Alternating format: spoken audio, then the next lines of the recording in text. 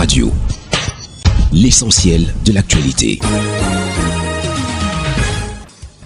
Madame, Monsieur, bonjour et bienvenue sur Hit FM émettant depuis Garoua sur la 103.0 FM. Cap sur l'essentiel de l'actualité. 8 morts et 62 blessés graves sous la falaise de Champ. Cet axe routier réputé dangereux fait à nouveau parler de lui. Selon les informations de nos confrères de la CRTV, un poids lourd de 70 places appartenant à la compagnie de transport interurbain Avenir Voyage en provenance de Fumban dans le Noun pour Douala a fait une sortie de route et a terminé sa course dans un ravin. D'après les témoignages recueillis, un problème mécanique serait à l'origine de cette tragédie. En effet, le bus parti aurait perdu le contrôle à la descente de la pente abrupte de Champ. Les victimes ont été reçues à l'hôpital régional annexe de Champ. Assemblée nationale, bientôt la livraison du nouveau siège. Le nouveau siège de l'Assemblée nationale du Cameroun, financé entièrement par la République populaire de Chine, prend forme avec un budget de 54,5 milliards de francs CFA. Actuellement,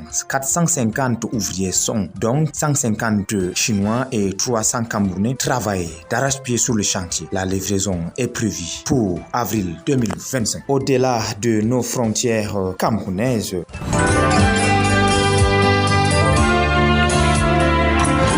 L'actualité internationale. Au Sénégal, l'opposition au gouvernement veut faire voter une motion de censure après le rejet par le député sénégalais de la proposition de loi des nouvelles autorités sur la suppression de deux institutions jugées budgétivores. L'opposition parlementaire passe à la vitesse supérieure et dépose une motion de censure pour tenter de faire tomber le gouvernement. L'idée a été lancée par un député de l'ARP, le parti de l'ex-président du Sénégal, Macky Sall. Le député reproche au Premier ministre Ousmane Sonko de ne toujours pas avoir présenté les grandes lignes de son programme devant les députés, la fameuse déclaration de politique générale. En Guinée, les autorités sanitaires ont confirmé un premier cas de variole du singe. Selon l'Agence nationale de la sécurité sanitaire, la patiente est une fillette de 7 ans originaire de Koyama dans Melanta. Les autorités ont recommandé la prudence aux populations, assurant que la situation était sous contrôle.